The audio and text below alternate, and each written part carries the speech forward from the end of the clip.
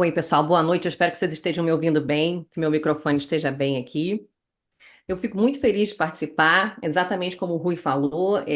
Alguns meses atrás eu fui pega de surpresa e abracei, a ideia. Eu faço aula de dança histórica aqui em Portugal, né, com um grupo que é originário do Porto.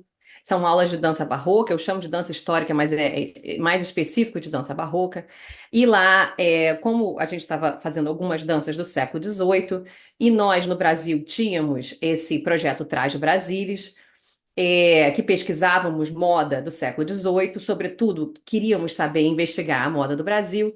Eu apresentei lá na Biblioteca Nacional para o nosso grupo de dança histórica, de dança barroca, um pouco do projeto Traje Brasilis e do que seria a moda no século XVIII, tanto na Europa quanto no Brasil. E o Rui viu ali uma ligação justamente por causa do militar do Carlos Julião. Então, gente, essa aqui é a capa da apresentação, né?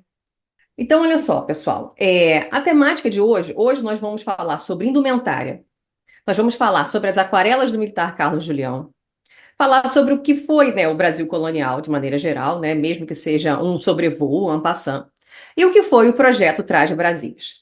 Eu queria só iniciar com um comentário. Vocês viram pela apresentação que o Rui fez minha, de que eu sou uma pessoa que tem experiência em História do Brasil. Eu sou formada, né, pela Universidade Federal Fluminense e fiz mestrado em História do Brasil, História Política do Brasil. De toda a minha biografia ali dentro que ele foi citando, não aparece a questão de moda, design, moda, pesquisa indumentária, nada disso. Inclusive porque, inclusive esse grupo do Trás Brasilis foi se associando, porque nós estávamos acostumadas a ver que a questão da moda, ela sofre um pouco de preconceito dentro das universidades, nas faculdades de história, né? E era uma das coisas que a gente queria reverter nesse projeto, porque há muito que se pode descobrir, que se pode saber, pesquisando moda também.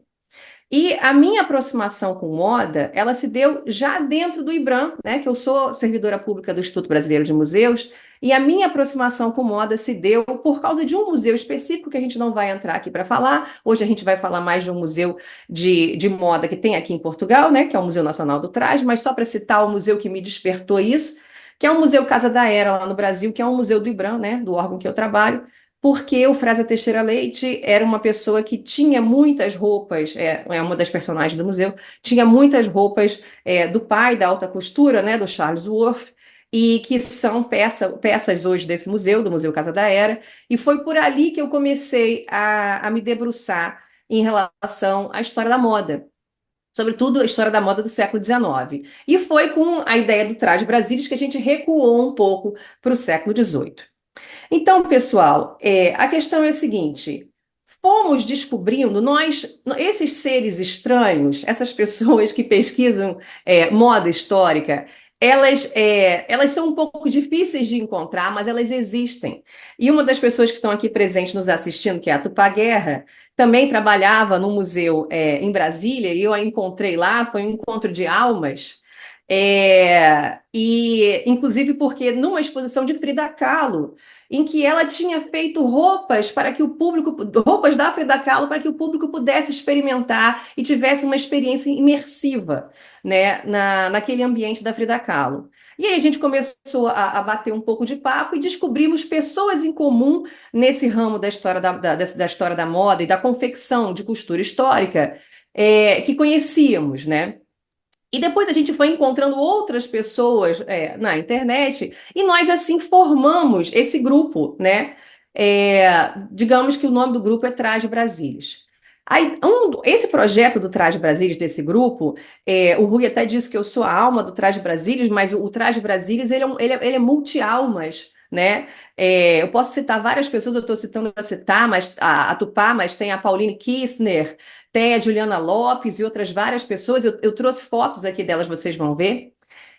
Uma das questões que a gente se colocava, e eu queria que vocês entendessem isso hoje, que era, eu vou citar vários canais do YouTube aqui para vocês verem isso, é o seguinte: quando a gente pensa em história da moda da Europa ou mesmo dos Estados Unidos, já há muito material de referência, tá? Livros, Não só livros, mas inclusive alguns canais educativos no próprio YouTube, tá? Eu posso citar para vocês, por exemplo, o The Crow's Eye Production, que depois eu posso trazer certinho aqui o nome, que faz vídeos, né, mostrando como é a moda da elite no século XVIII na França, como é a moda da população um pouco mais pobre da França pré-revolução, como é na Inglaterra na Segunda Guerra Mundial. Existem livros, por exemplo, da Abby Cox, que são alguns livros que a gente usava, inclusive, como referência, né? Então existe, e o próprio canal da Abby Cox também. Existe também a Prior Attire, que é uma inglesa, tá? A Isabela também que faz. Então, assim, há muito material de referência. Mas nós, que somos brasileiros, a gente ficava, mas e o Brasil? Então, a pergunta inicial que move o projeto Traz Brasílias era a seguinte: o que vestiam os brasileiros no século XVIII, por exemplo, no período colonial? E aí, a gente vai passar aqui adiante e a gente vai ver então moda. Como definir o que era vestido no Brasil no século XVIII? A primeira coisa que eu queria que vocês entendessem é o seguinte: quando a gente fala de moda, nem todo mundo percebe que a questão física do tecido, né, a fragilidade do tecido, que se desgasta muito facilmente e com pouco tempo, vocês podem ver isso nas roupas de vocês, por exemplo. Em pouco tempo, a traça pode ter comido a roupa pode estar se desgastando. Vocês imaginem uma roupa que já tem 30 anos, 40 anos, 70 anos, 200, 300, 400 anos. Como guardar isso? Então, a primeira coisa que a gente tem em mente é a ausência quase completa de remanescentes físicos quando você vai recuando no tempo. Por quê? Por causa da fragilidade do material. Tá, a outra coisa que vocês têm que ter em mente é a seguinte: quando a gente fala do século XVIII, a gente está falando de um período ainda pré-revolução industrial. Então, a própria oferta de tecido ainda não era muito grande. Os tecidos nessa época, eles são muito caros. E, inclusive, para quem estuda testamento, vê que muitas roupas são legadas em testamento, tá? Para seus descendentes. Porque era um material caro, tá? Então, isso é deixado como herança. Outra coisa também que tem que estar em mente é que quando você vai em museus, aí mais uma vez eu tenho que falar da diferença entre Brasil e Europa, por exemplo, ou entre Brasil e Estados Unidos. Porque na Europa ainda há alguns museus com um acervo bem grande. Por exemplo, o Museu Nacional, né, do Traje aqui em Lisboa. Em Madrid também tem o Museu do Traje. Estados Unidos, a Inglaterra tem também.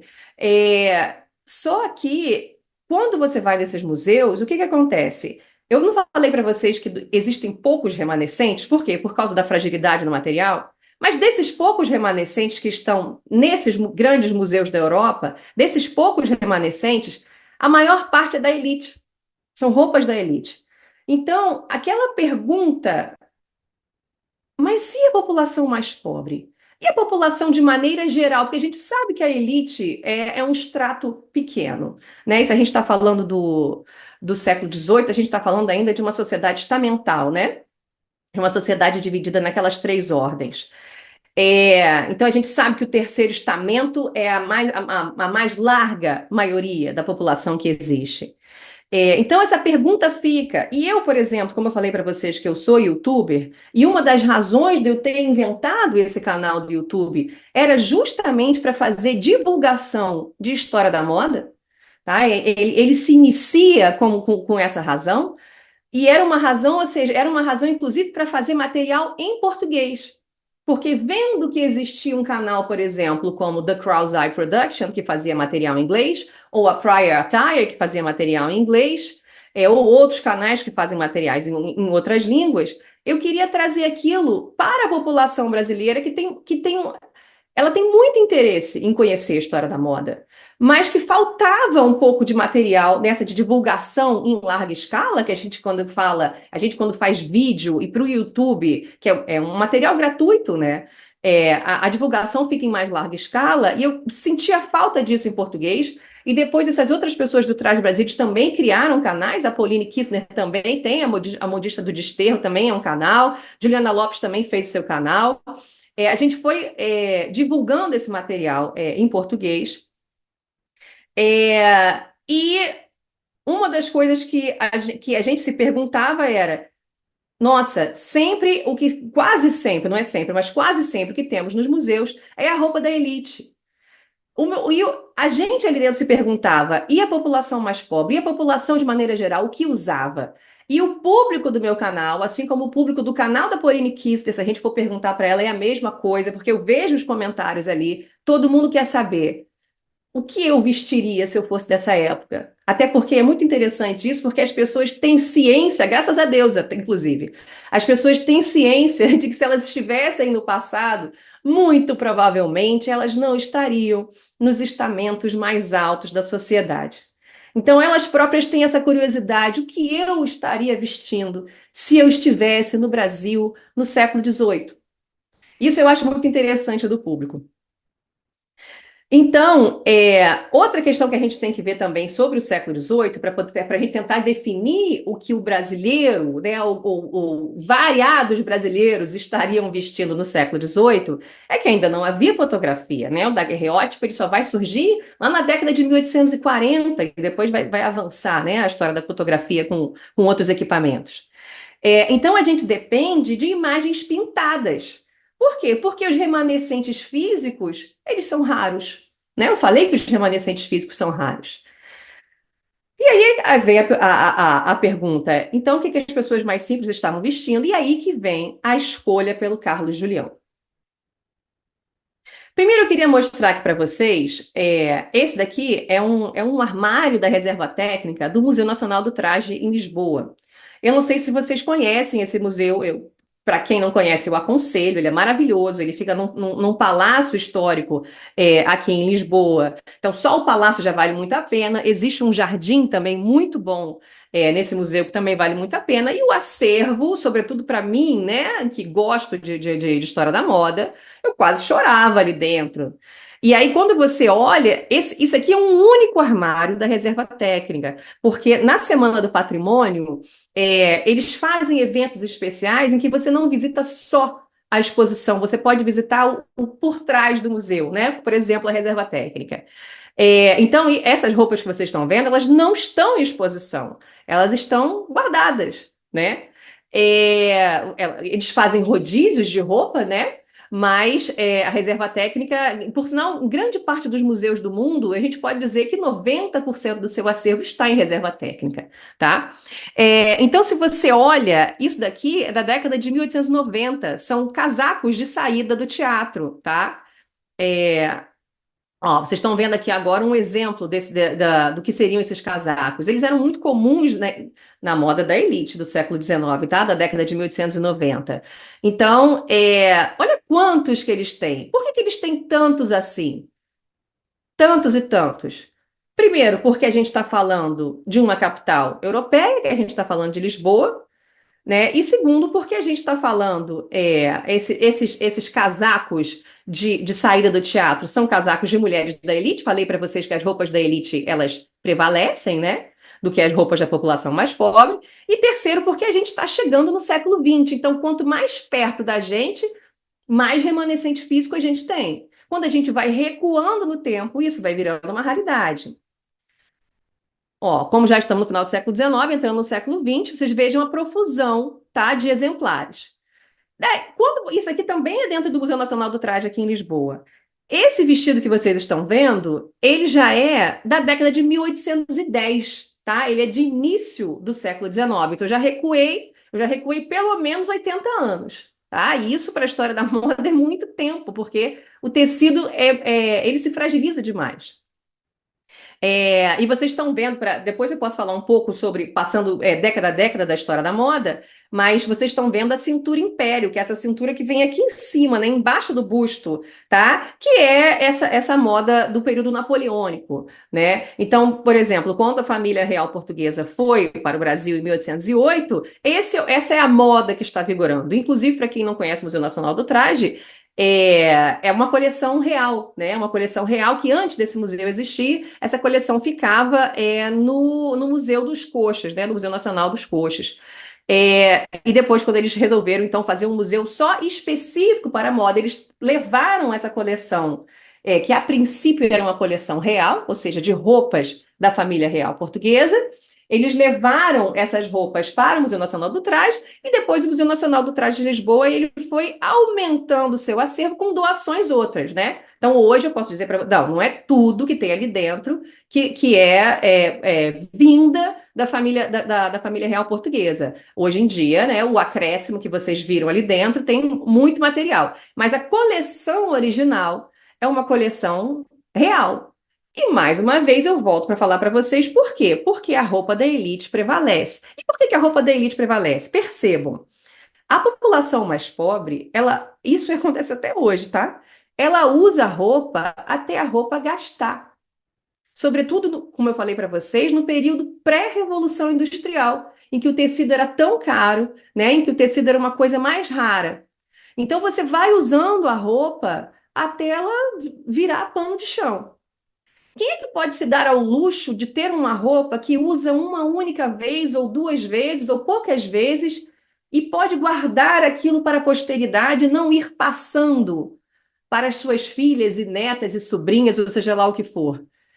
É a elite, né? É o extrato social mais alto possível. Sobretudo essas roupas de corte, né? Por exemplo, esse vestido que provavelmente pertenceu a alguma princesa ou alguma rainha aqui de Portugal. A gente olhar a ficha técnica da peça, a gente vai ver de quem foi. Então, essas peças, elas são mais fáceis de guardar. É por isso que se você um dia se puser essa questão dentro de um museu de moda, por que que eu só estou vendo roupa da elite? Você vai lembrar disso. É porque a elite pode se dar ao luxo de não usar a roupa até a roupa acabar, tá? Além disso, uma outra coisa que eu também acho muito interessante de falar sobre os museus e sobre moda é o fato de que uma das coisas também é a questão da raridade da peça. Algumas dessas peças, elas são de períodos em que a pessoa era muito jovem. Também é uma razão para que a roupa também não seja usada até desgastar. Por exemplo, uma moça que tinha 13 anos de idade, né? Um rapaz que tinha 14 anos de idade e usou aquela roupa. Normalmente roupas da elite, que a gente já sabe. O que acontece? Depois é difícil da gente passar essa roupa adiante, digamos que seja um traje de ultra gala, de um príncipe ou de um rei. É difícil que haja uma outra casamento real ou coroação de alguém que alguém vá usar aquela roupa e haja uma pessoa naquela faixa etária para usar aquela roupa, naquela mesma faixa etária. Então essa roupa fica preservada, porque é difícil de achar outra pessoa com aquele corpo. Aí hoje, em 2024, essa roupa muito pequena, não é? Porque ela é um remanescente que ficou. E ficou por quê? Por causa desse histórico que eu estou te contando. Aí esse exemplar está no museu e esse fato combinado com outros fatos que eu posso contar aqui para vocês, fazem com que a gente tenha uma visão errônea de que as mulheres nos séculos passados eram muito mais magras ou muito menores do que são hoje em dia, tá? Isso é assim, lendas na história da moda é o que não falta, tá? Existem muitas e muitas lendas. Por exemplo, de que os espartilhos deformavam o corpo das mulheres, que as mulheres ficavam, né, completamente esmagadas ali dentro. Inclusive, médicos começaram a fazer campanha contra os espartilhos. E aí as pessoas associam isso com o fato desses raros remanescentes físicos que existem nos museus muitos deles serem pequenos. Aí as pessoas elas juntam A com B e falam, tá vendo? As mulheres eram muito menores, né? O corpo feminino era muito subjugado pelo espartilho e não sei o quê.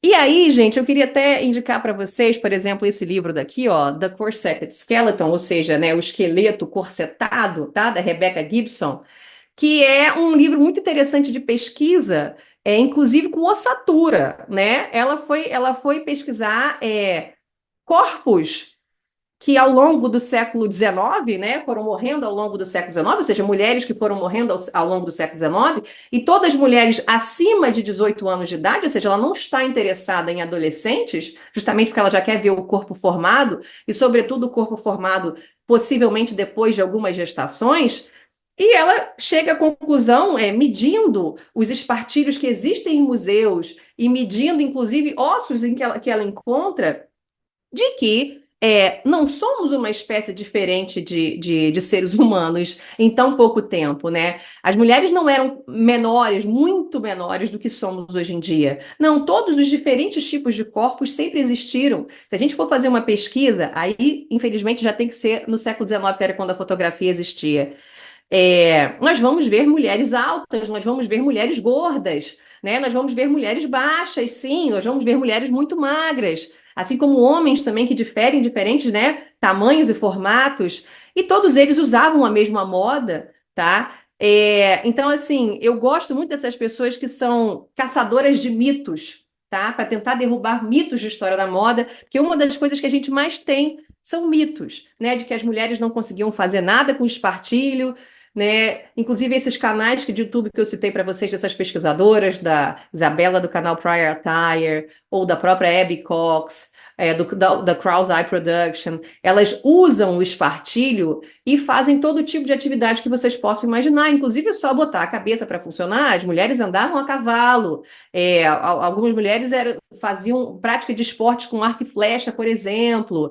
Algumas mulheres, inclusive, subiam montanhas, eram montanhistas, eram raras, mas tinham. E tudo isso usando espartilho. E vamos lembrar que era uma peça usada, inclusive, pela população de mais baixa renda, e essa população de mais baixa renda é aquela população que está cozinhando na nossa casa ou que está limpando a nossa casa se a gente for da elite, né? E tudo isso usando espartilho. Então, eu gosto muito dessa pesquisa empírica em história da moda, que é o que o Traje Brasilis tentou fazer no Brasil, né? Nosso grupo de brasileiras que tentou fazer essa pesquisa empírica para tentar caçar mitos e mostrar que as coisas podem ser um pouco diferentes do que os mitos são difundidos. Eu já passei por aqui, vamos passar para cá. Só mais um exemplo do Museu Nacional do Traje. Aqui já é uma roupa do século XVIII, tá vendo? Aí vocês vão vendo a raridade quando você vai recuando no tempo. E aqui, gente, a raridade da raridade desse museu é uma roupa do século XVI, do final dos, assim, é o final dos 1500, tá? A gente tem um corpinho, né, que é a parte é o corpete, que é a parte de cima do vestido. A saia já não tem mais, que já foi, tá? E esse aqui é o espartilho desse período, né? Todo com as barbatanas aí dentro, são inúmeras, né, que vocês estão vendo aí dentro. Isso é uma raridade, essa peça é uma raridade, né? Até mesmo para eles. E aí, gente, uma das coisas que a gente pode falar em história da moda é que existem muitas mudanças. Se vocês forem vendo esse formato das. Eu adoro essas figurinhas negras, porque a gente só vê o formato da roupa e a mudança do formato da roupa, né? E por isso a gente vai conseguindo ver as mudanças que aconteceram ao longo das décadas, né? Aqui vocês estão vendo de 1750 até hoje em dia, até os anos 2000, né? Mas, além das mudanças, nós também temos permanências, sobretudo quando nós estamos mais recuados no tempo. Ou seja, antes da Revolução Industrial, você percebe mais permanência do que mudança. Após a Revolução Industrial, quando você está aqui ao longo do século XIX, aí vocês vão vendo que as mudanças são drásticas. E à medida que você vai avançando na Revolução Industrial, nós temos vários estágios de Revolução Industrial, vocês vão vendo que as mudanças são drásticas. E se você olha hoje em dia a roupa, se você olha esse formato negro da figura, né? Do que nós temos hoje em dia de uma mulher de hoje em dia, para uma mulher aqui de 1860, por exemplo, parece, né, duas coisas completamente diferentes, né? A silhueta. E aí, gente, quando a gente fala sobre uma pesquisa, tá, mas e o Brasil no século XVIII? E o Brasil do período colonial? Que roupa que estariam usando? Se a gente for, a gente pode recuar, claro, nos 1500 ou nos 1600, mas se a gente for perguntar no século XVIII, ou seja, nos 1700, é só esse período aqui em cima, por isso eu coloquei esse quadrado vermelho aqui, tá? E aí vocês estão vendo aqui são silhuetas, são figurinhas negras da moda europeia. E é isso que eu falei para vocês que chateava a nós do Brasil. A gente olhava para isso e dizia: isso é a moda europeia. A moda europeia e da elite europeia, como eu falei para vocês. E no Brasil, será que seria isso que os brasileiros estariam usando? E aí, gente, a gente, quando está no século XIX, a gente tem, por exemplo, as ilustrações do Debré, as ilustrações do Rugendas.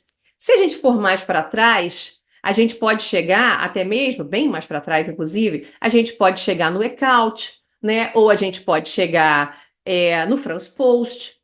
Mas para o século XVIII, o que o nosso grupo encontrou foi o Carlos Julião. O Carlos Julião, aí é por isso que eu trouxe aqui esse pequeno resumo de quem foi Carlos Julião. Ele foi um artista luso-italiano e engenheiro do exército colonial português, tá? E ele atuou aí nessa segunda, né, no século XVIII e no iniciozinho do século XIX como inspetor de fortalezas, tá? Mas ele é mais conhecido hoje em dia por causa desses desenhos de aquarela que ele fez. Inclusive, pesquisando sobre a vida do Carlos Julião, eu não sabia, mas fiquei sabendo que nesse período, um engenheiro do Exército, uma das funções dele era ter aula de desenho, tá? Até porque para você fazer desenhos de ponte, desenhos de armamento, de tudo que você tivesse para arma de guerra.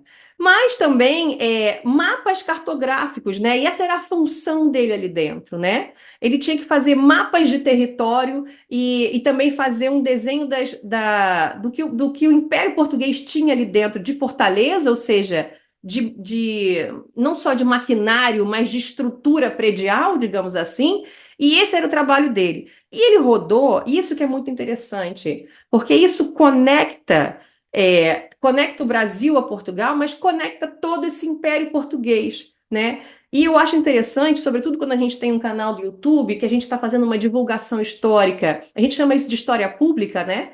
É uma divulgação histórica que não é acadêmica. Vocês podem estar vocês estão percebendo em mim que eu não falo de forma acadêmica, e que eu tento falar da forma mais simples possível, porque eu quero chegar ao grande público, trazendo essas informações da forma mais palatável possível. E o grande público, pelo menos no Brasil, uma coisa que eu sinto pelos comentários que eu leio, é que por vezes as pessoas não se lembram do óbvio. E o óbvio inclusive eu fiquei falando aqui o tempo todo, né? O que vestiam os brasileiros, o que vestiam os brasileiros, não havia brasileiros. O que havia era o Império Português. As pessoas que viviam em solo brasileiro se tinham como portuguesas. Elas eram, inclusive, muitas eram portuguesas mesmo, de nascimento. Mas mesmo aquelas que eram nascidas no Brasil, se tinham como portuguesas, porque elas fazem parte do Império Português.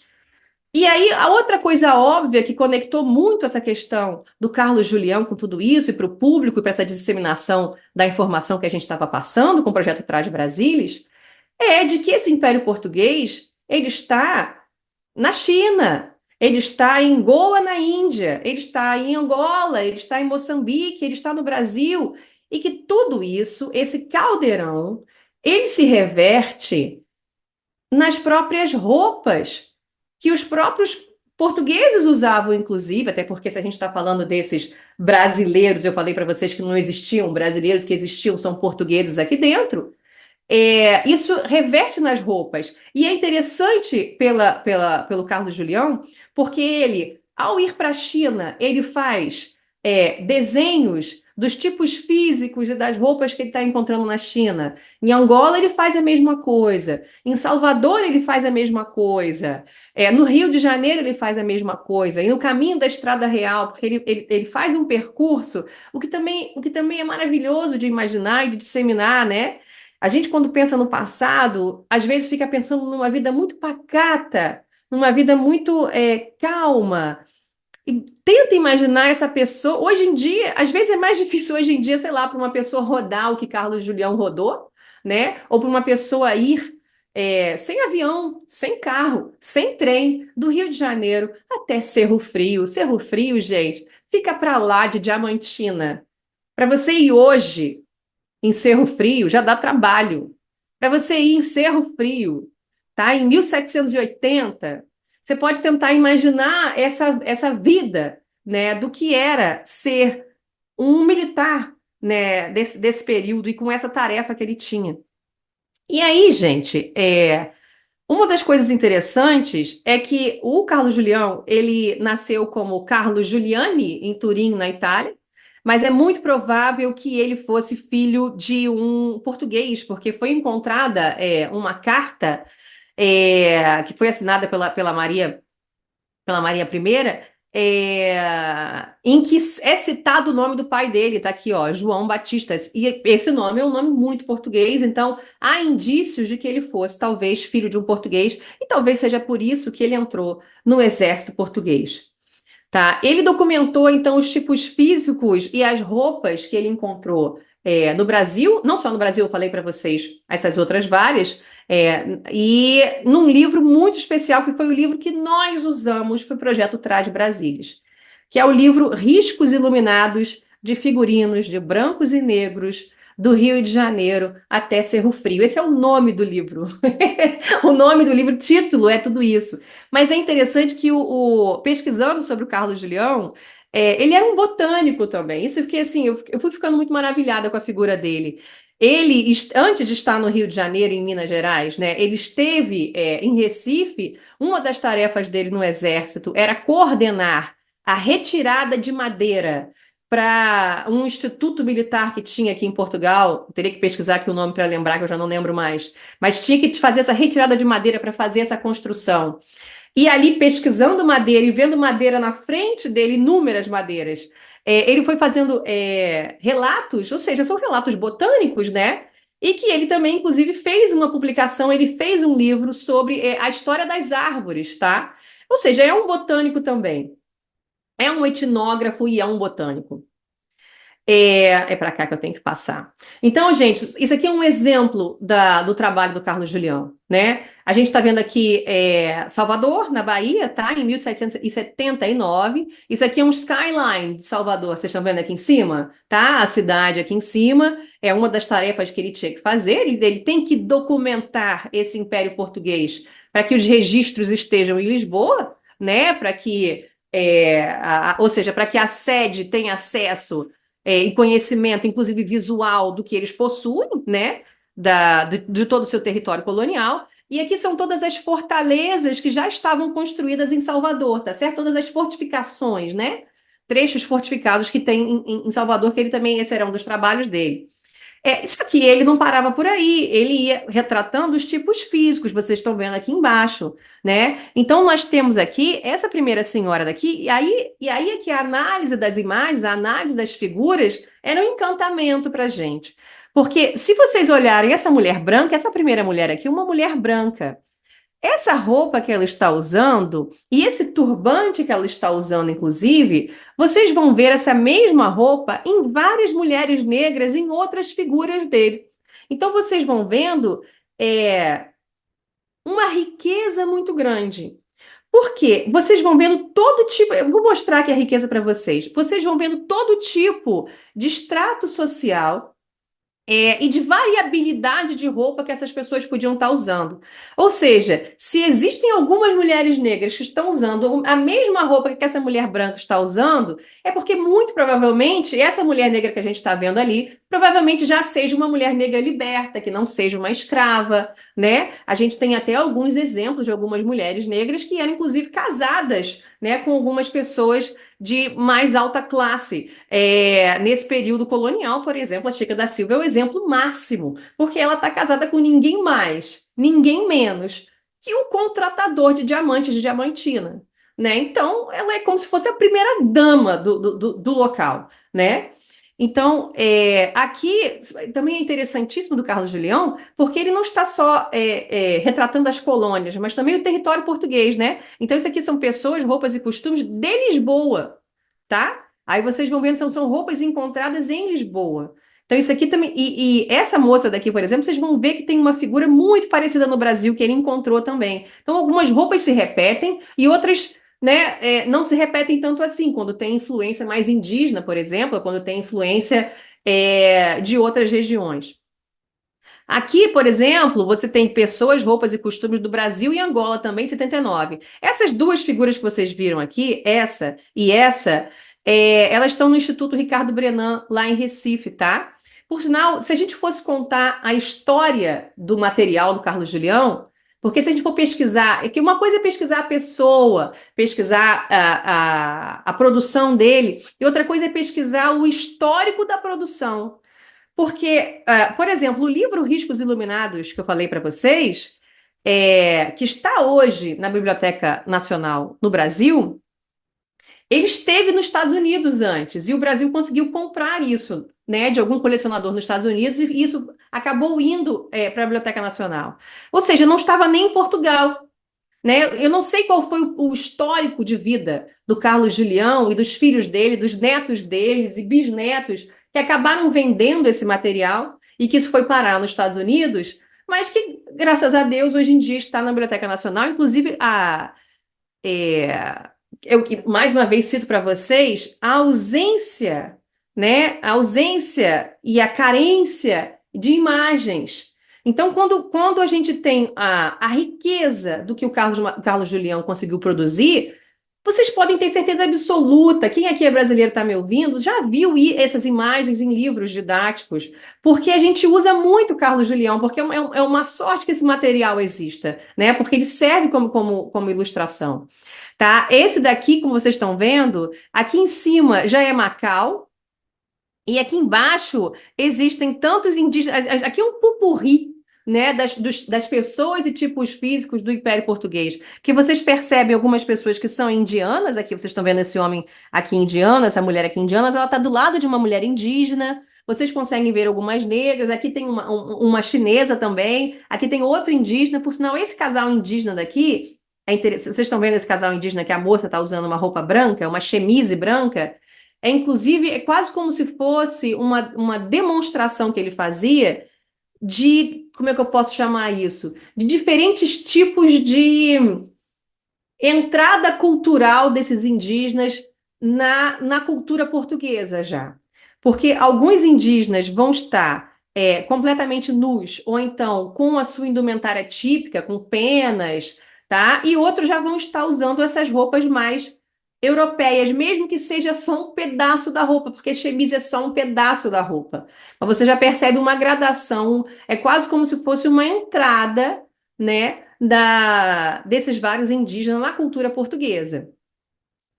Então, gente, como eu falei para vocês, aqui é o livro, né, Riscos Iluminados de Figurinos, é um resumo do que tem o livro. O que é muito interessante é que, assim, riscos iluminados do das figuras que ele encontrou do Rio de Janeiro até Cerro Frio. No entanto, o início do livro, ele está falando sobre o gentilismo da Ásia. Ou seja, tem inúmeras imagens e descrições do que ele viu em Goa, na Índia. E tem várias imagens da Índia, de desenhos que ele fez sobre a Índia. Aí o segundo tópico do livro, aí sim, aí finalmente são 43 aquarelas do Brasil, essas que eu estou falando para vocês. E não termina por aí, porque a riqueza desse livro é ótimo. Por quê? Porque o terceiro item do livro, ele está documentando uma carga de um navio que afundou em Peniche, tá? Em Peniche, em Portugal, que era um navio que estava vindo de colônias espanholas, então tinha muito material do Peru, tá? Material, ou seja, material peruano. Então tinham vasos, tinha tecido, e ele não retrata os tipos físicos do Peru, porque ele não esteve no Peru para retratar isso, mas esse material que afundou e que os portugueses pegaram do mar, ele retratou, tá? Ó, então olha aqui, só alguns exemplos de obras do Carlos Julião. Essa aqui, essa primeira imagem, tá no livro Riscos Iluminados. Tudo isso aqui tá no livro Riscos Iluminados. Mas essa aqui é a parte inicial em que ele retrata a Índia. Ó, os indígenas do Brasil aqui, essa última imagem aqui, ó, os indígenas do Brasil, usando suas roupas mais típicas, a sua indumentária mais típica, né? Agora, olha os vasos peruanos, esse daqui é um tecido peruano também, então ele vai documentando tudo aquilo que ele vai vendo. Ó, aqui é um exemplo dos indígenas que eu falei para vocês, que estão no seu modo natural, tá? Mas vocês já viram aquele outro casal que já está usando uma chemise branca, por exemplo. Aqui, por exemplo, esse tudo está no livro Riscos Iluminados. A riqueza é incrível, são 43 aquarelas, pessoal. Então, aqui, por exemplo, vocês estão vendo duas pessoas escravizadas, né, que estão com suas roupas mais próximas do que estariam usando das suas regiões originárias na África, tá? E depois vocês já vão vendo outras gradações de mistura étnica e cultural aqui dentro, tá? Agora, o que é muito interessante, e é por isso que as obras do Carlos Julião são muito usadas nos livros didáticos do Brasil, é porque ele traz muito esses folguedos que ele ia vendo no Brasil. Por exemplo, as congadas. Isso aqui é uma congada que vocês estão vendo. Isso eram folguedos muito comuns e eles são uma tradição que a gente chama de afro-brasileira, ou seja, né, na própria África, exatamente como vocês estão vendo, exatamente como vocês estão vendo. Isso não existe, ou seja, isso é uma criação de dentro do Brasil, dessa mistura desse caldeirão. E esse caldeirão é um caldeirão que tem influência africana, obviamente, mas também tem influência portuguesa e também tem influência indígena.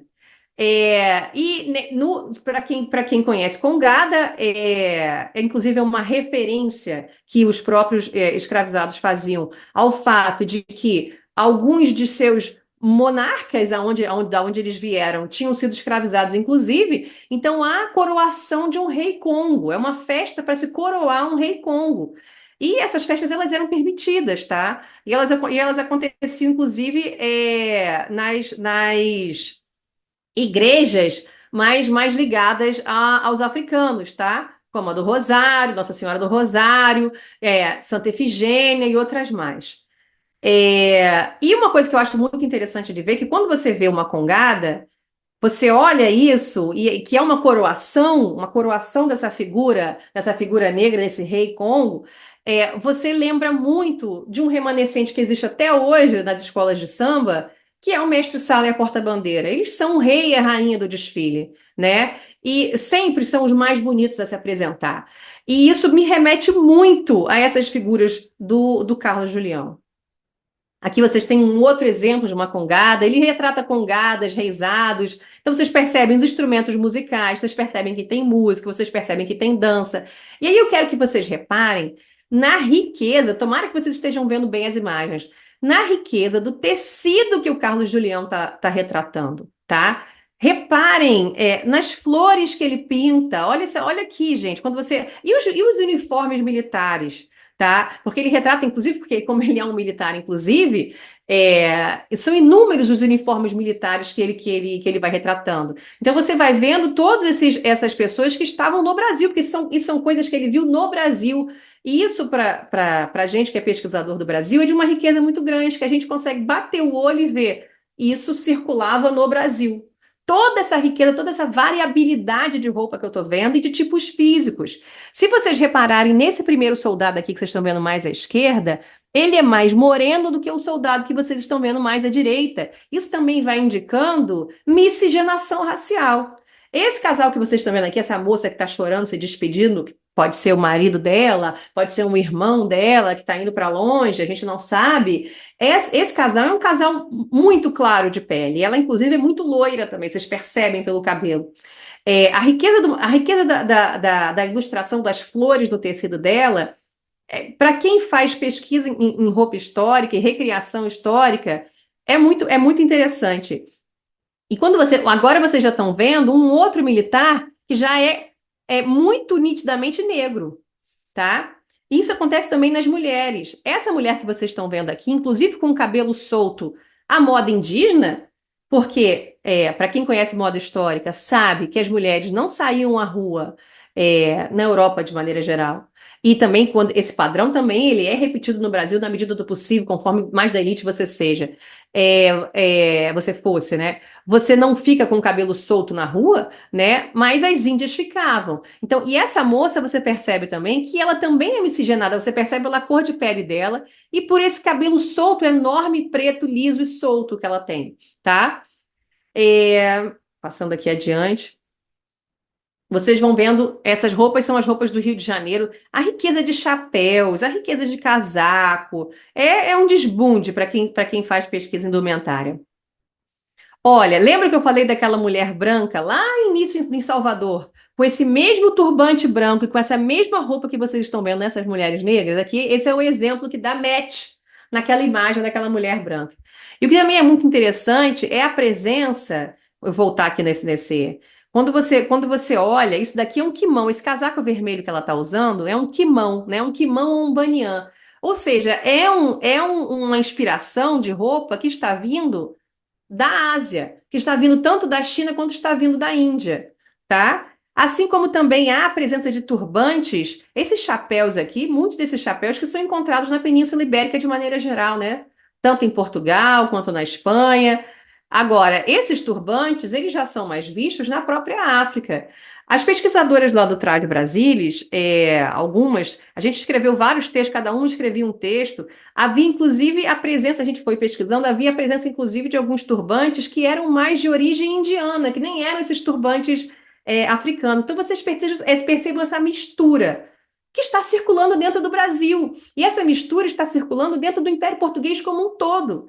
Vocês viram naquelas figuras de Angola que essa mistura também está em Angola, que essa mistura também está em Macau, que essa mistura também possivelmente também estava em Lisboa. E aqui, gente, são as roupas que as pesquisadoras fizeram. Eu sou a única que não sabia costurar, tá? Então, a Tupá Guerra que vocês estão vendo aqui no meio, é a figura central, ela fez tanto a roupa dela quanto ela fez a minha roupa. E nesse sentido, é uma pesquisa assim em arqueologia experimental. Por quê? Porque a gente aprende fazendo, inclusive, né? Inclusive desmistificando aqueles vários mitos que eu falei para vocês. Inclusive, esse é um dos trabalhos de você fazer a roupa histórica, né? Porque você percebe que as coisas são possíveis dentro daquela roupa. E alguns mitos caem por terra. Ah, a mulher que está com um espartilho, digamos, não consegue fazer tal, tal, tal e tal coisa. Não é bem verdade, não é bem assim. Esse vestido essa primeira pessoa aqui à esquerda sou eu, né? Eu escolhi a roupa, eu que sou uma pessoa que gosta de me amostrar, tá? Que gosta de aparecer, eu escolhi a roupa de mais alta classe social que eu vi nas aquarelas do Carlos Julião. Essa roupa que vocês estão vendo, ela é ou um robe à la française ou um robe à l'anglaise, que eu vou mostrar mais para vocês mais adiante. Essa outra roupa que vocês estão vendo aqui à direita é aquela roupa de inspiração mais asiática, tá? E que foi vista aqui no Brasil, né? Então, para vocês estão vendo que essa mistura existe no Império Português. Aqui, para vocês percebam que aquela roupa daquela moça miscigenada com indígena foi feita por uma das nossas pesquisadoras, e eu amo essa foto dela e eu amo o trabalho que ela fez, porque ela se deu ao trabalho, isso que é muito interessante da recriação histórica em roupa. Ela se deu ao trabalho de tentar recriar o tecido o mais próximo possível que o Carlos Julião viu, né? Porque ele faz uns desenhos numa linha vertical que parece até, ela fez até o desenho como se fosse um bambu, né? E entre essas linhas verticais tem umas rosas, umas ramificações de rosa, e ela conseguiu fazer isso com um carimbo. Ela construiu um carimbo, tá? E foi pintando esse carimbo e foi printando, ou seja, foi carimbando o tecido que ela comprou. Obviamente que ela tentou comprar o tecido mais orgânico possível, porque o tecido sintético não existia naquela época ainda, né, gente? Então só existia algodão, linho, seda, era isso que existia naquela época, não tinha nada sintético.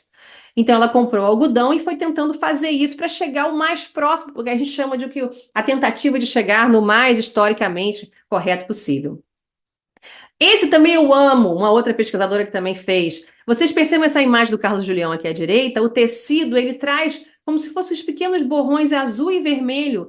Ela fez exatamente igual, gente. Ela também construiu um carimbo para tentar fazer igual. Então, isso para mim é de uma riqueza muito grande.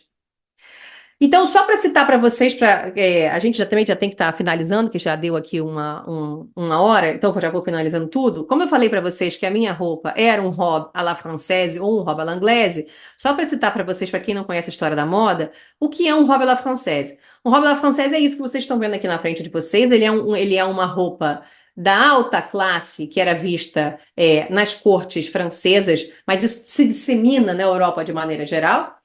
Ele é formado por um peitilho, ou então um corpinho que vem aqui na frente. É um stomacher, em inglês é um stomacher, que é um triângulo que vem aqui na frente, e esse triângulo, ele é pregado por alfinete nesse casaco saia. Vocês estão vendo que ela que tem uma saia por baixo e por cima vem um casaco saia que a pessoa veste.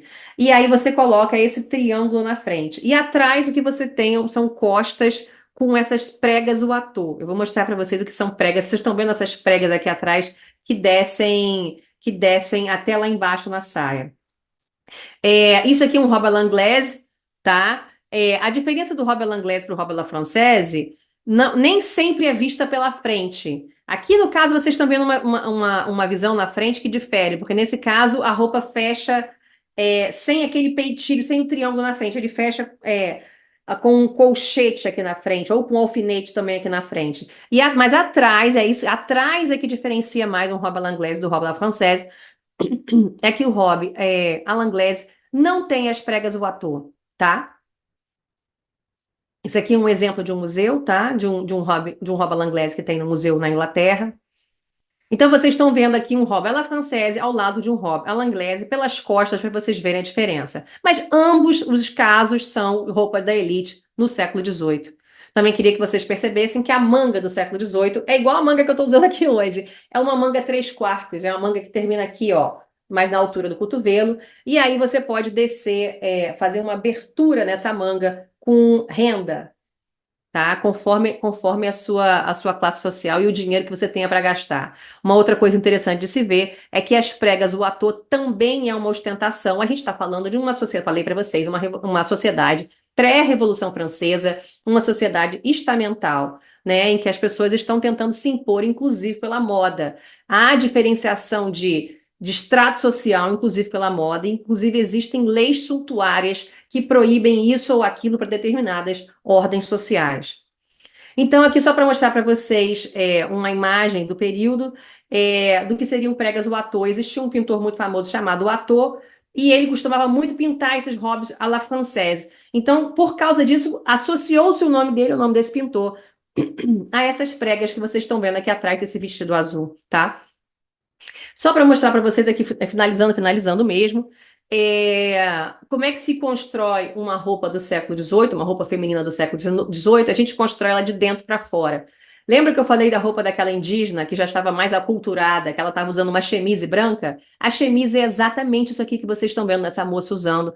A chemise, ela é a roupa interna do século XVIII. No século XVIII não havia calcinha, tá? E não havia sutiã. O que havia era a chemise. A chemise é a primeira peça que encosta na pele. Tanto mulheres quanto homens usavam chemise, tá bom? É a primeira peça que homens e mulheres usam. A partir daí, ela coloca o stay é esse corset, é esse espartilho do período, tá? Ela coloca isso, ele é o sutiã do período, é ele que dá sustentação ao seio e que também molda a estrutura física que você quer mostrar. Nessa época ainda é uma figura cônica, tá? Porque o espartilho do século XIX, ele faz a figura violão, né? Aqui, nesse caso, não faz a figura violão, não aperta muito. É mais uma figura cônica. Depois você coloca os enchimentos de saia. Vocês estão vendo aqui os enchimentos de saia na lateral. Nesse período é na lateral, tá? Conforme o momento que você esteja vivendo, esse enchimento pode ser maior ou menor. Nesse caso, é um petit panier, isso se chama panier. Se você tiver algum evento de corte, você pode colocar um grand panier, né, para ficar maior. Aí parece aquela roupa super na lateral, super alongada. A gente brinca dizendo que parece que alguém roubou uma televisão de tela plana e colocou embaixo da saia.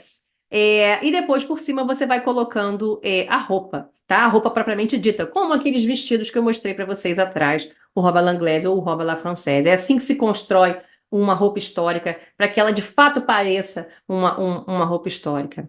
Então, nós estamos chegando aqui já são 11h12, acho que no Brasil já são 7h12. Eu vou me encerrando por aqui para que vocês possam ir fazendo as perguntas.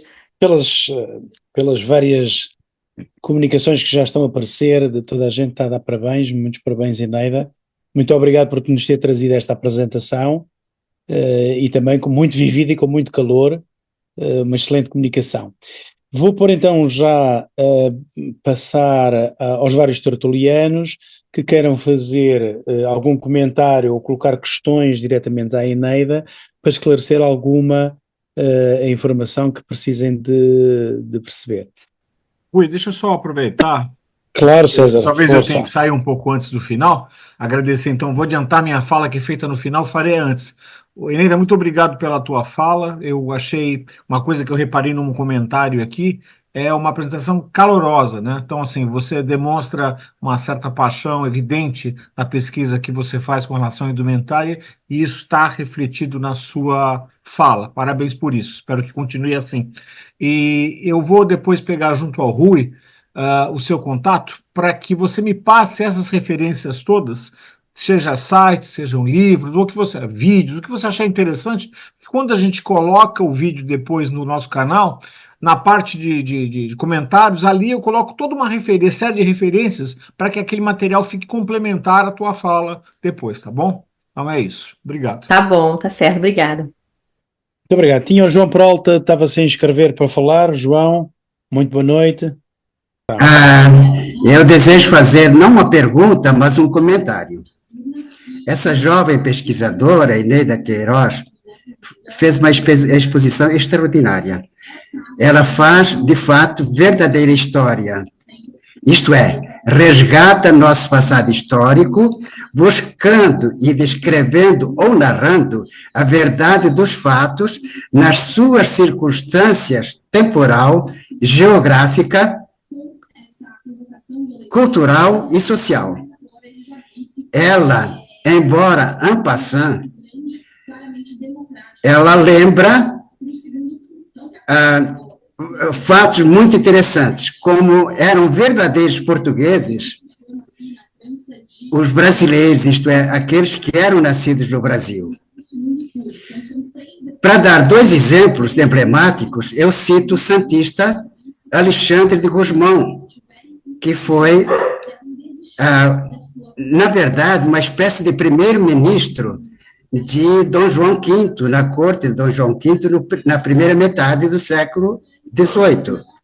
E cito também, mas existem muitos outros, centenas, e cito também José Bonifácio, que, inclusive, ofereceu sua vida, se precisasse, ela arriscou sua vida no combate aos exércitos de Napoleão. Napoleão, que foi um verdadeiro invasor e genocida, porque ele foi responsável pela morte de cerca de 10% da população portuguesa durante as invasões napoleônicas. E é esse aspecto, dentro dos outros, mas esse aspecto de reconhecimento da identidade portuguesa de todos os brasileiros, isso é muito interessante.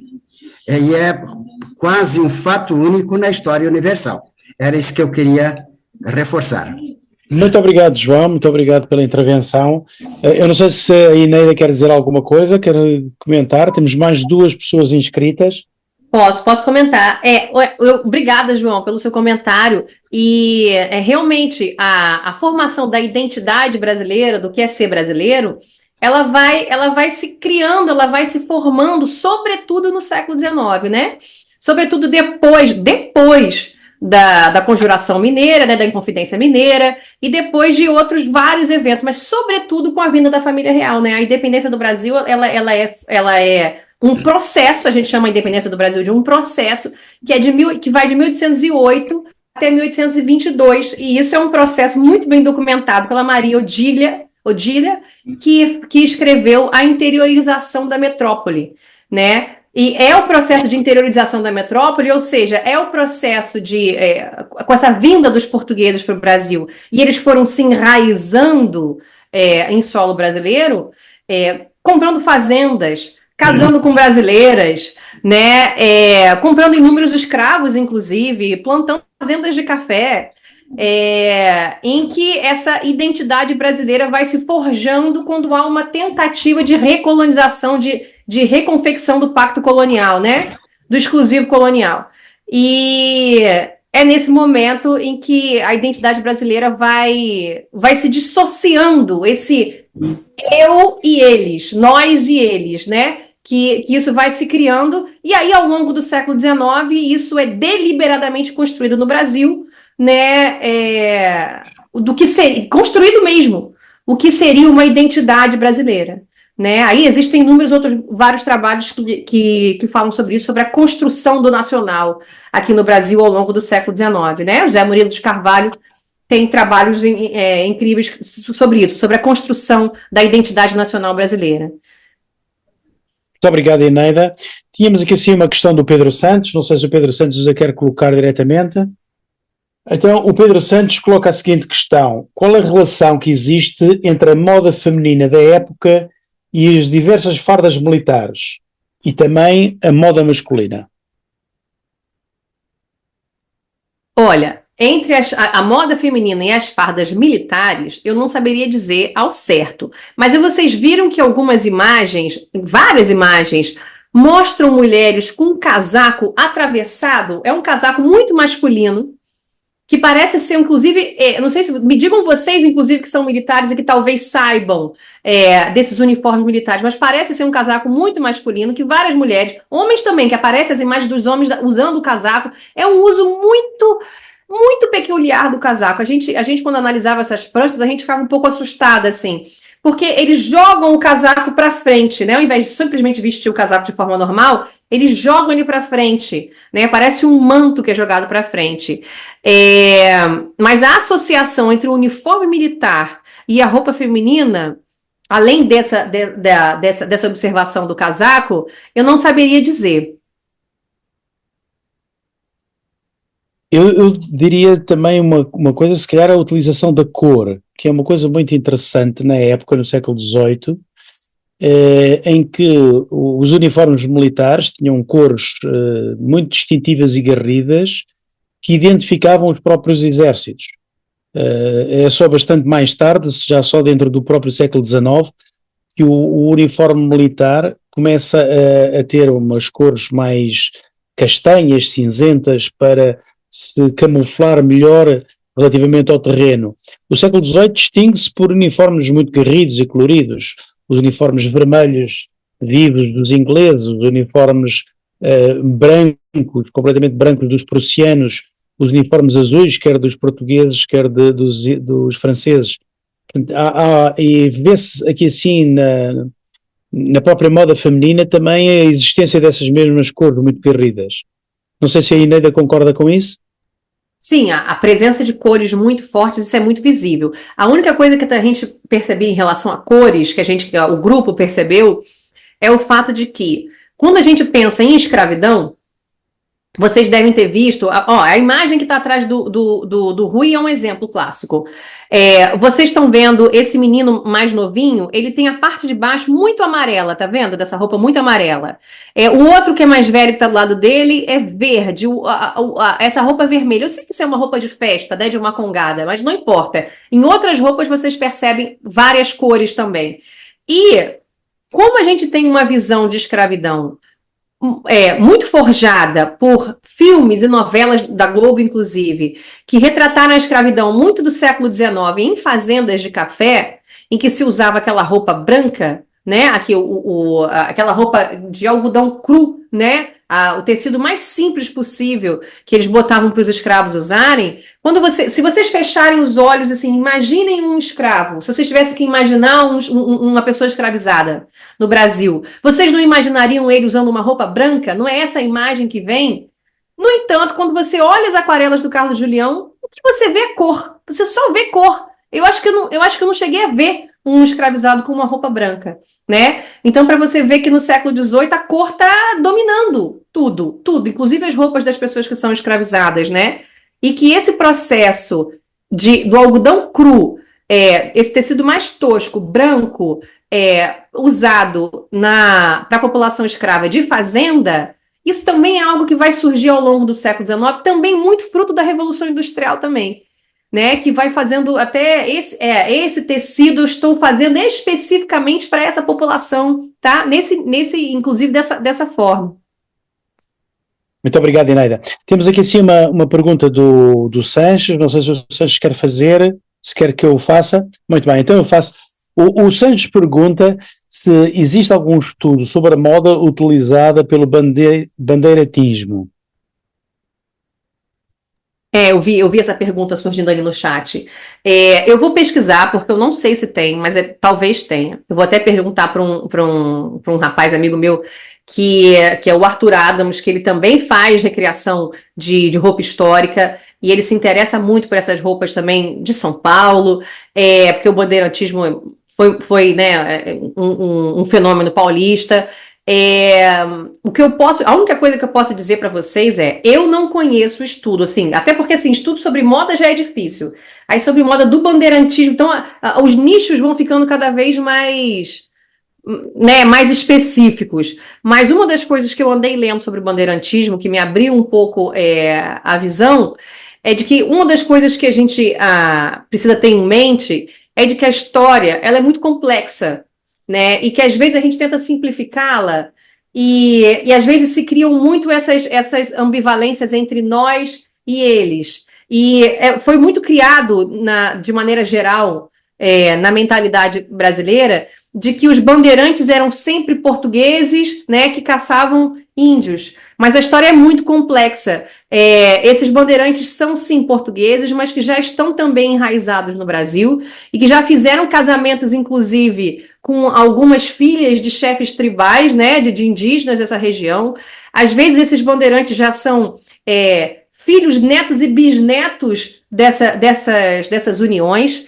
E se você parar para pensar, por exemplo, na Guerra dos Emboabas,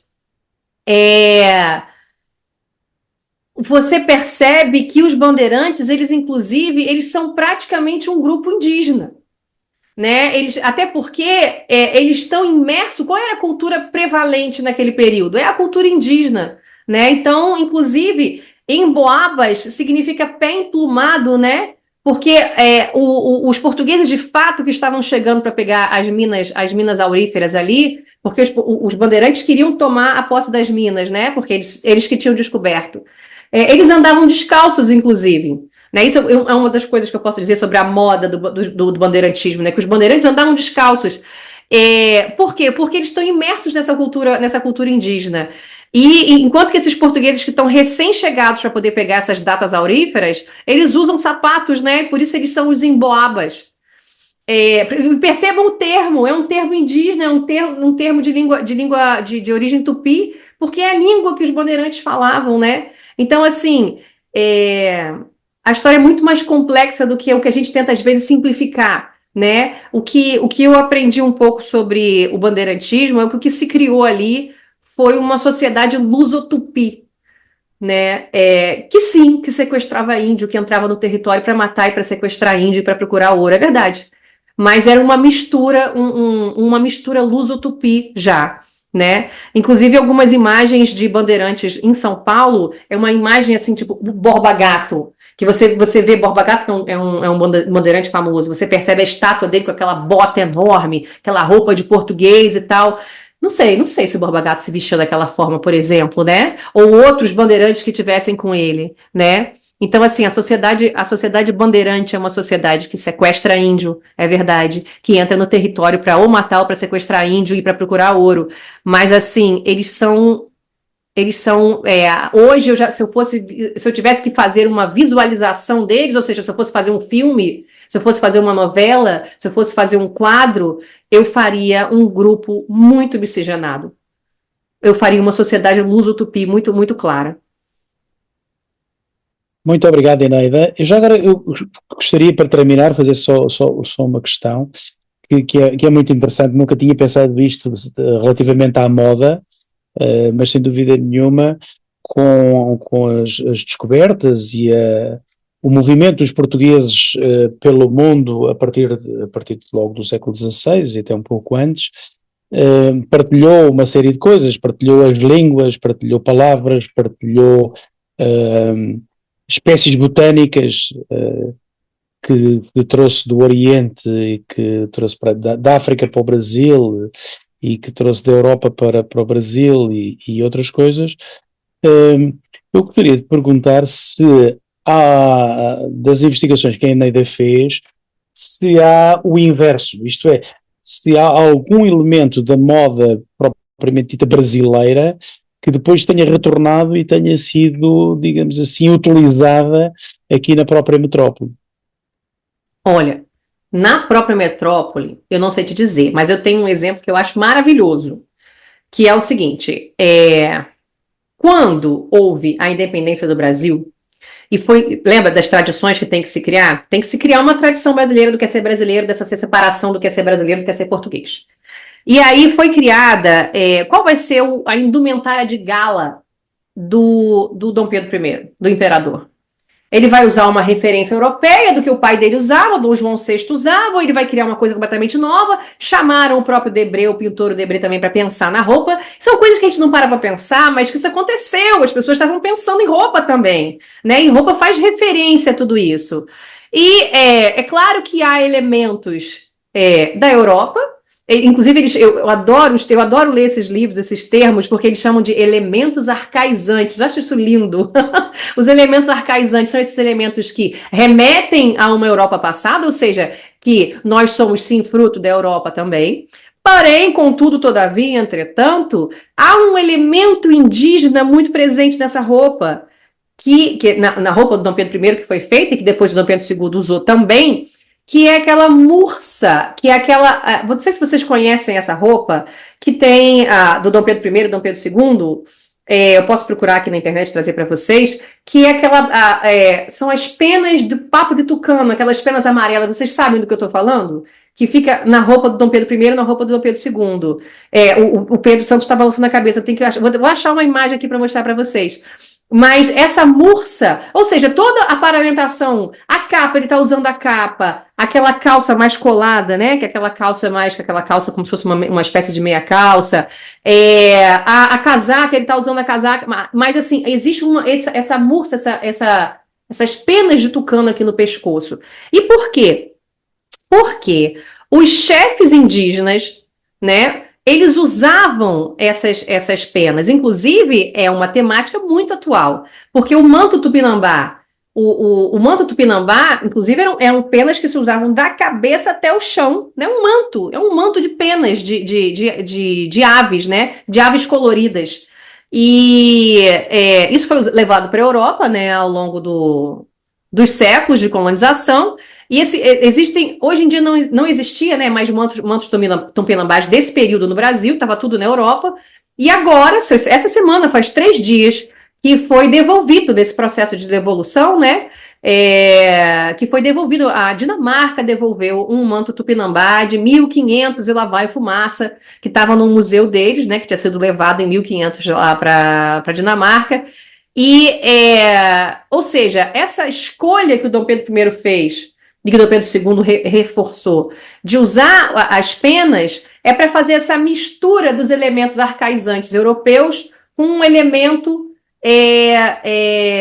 indígena daquela terra. É quase como se fosse assim, quem é que manda nessa terra daqui? Ou seja, inclusive é muito interessante que os próprios portugueses, quando eles chegaram também, em 1500 e vai avançando para 1600, eles vão perceber quem é que manda nessa região aqui. Aí vai encontrando esses chefes indígenas com essa indumentária. Eles usam. Os portugueses começam a usar, porque, essa aqui é a roupa que vocês usam. É isso, quem manda usa isso, não é isso? Então eu vou usar também. Vou usar também. E começa a usar. Então, quando você percebe que o Dom Pedro I, essa é uma referência. Então, quem manda nessa terra usa isso daqui, não é isso? Então, eu vou usar também. E eu vou ter que achar aqui agora para vocês verem, já que a gente procura aqui agora. Se calhar não vale a pena. Não vale a pena. Está ficando muito tarde já. Está ficando um bocado tarde. Muito obrigado. Foi uma apresentação excepcional. Muito obrigado à Eneida. Acho que toda a gente ficou maravilhada pela comunicação, pela forma como foi feita e pela toda a informação e novidade que nos trouxe. Muito obrigado à Eneida por ter aceito este convite. Eu não tinha dúvida nenhuma que o convite, quando o fiz já há mais de 6 meses, ia ter um resultado positivo como este teve. Muito obrigado por nos ter trazido. Está sempre convidada para estar presente connosco e também os seus convidados podem registar-se, deixar o e-mail aqui assim no bate-papo, e que serão convidados no futuro para novas tertúlias. Muito obrigado. Bom, muito obrigado, Eneida. Estamos a chegar ao fim da nossa tertúlia. O César já nos abandonou porque tinha mesmo que ir para o aeroporto.